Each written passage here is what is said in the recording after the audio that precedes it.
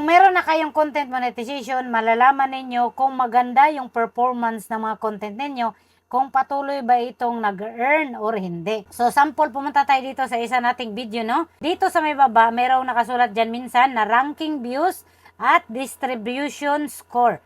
So, sample, itong ranking views, 3 out of 10.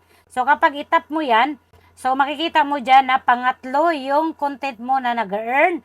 At ito sa baba, best practice na ka-yellow.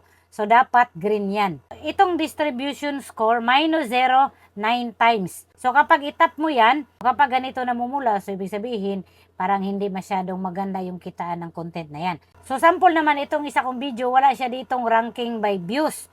Ang nandito lang is distribution score. Ang distribution score plus 3.9 times. So, kapag itap natin yan, ganito yung nag-itsura niya, color green. So, ibig sabihin, maganda yung quality ng content na yan at maganda yung kita natin sa content na yan. At minsan naman yung mga content natin, wala siyang ganun, no? Kagaya nito isa kong video, kahit scroll down natin, wala. Kung meron na kayong content monetization, kung may nakikita kang kagaya nito, no? Merong ranking by views or distribution score.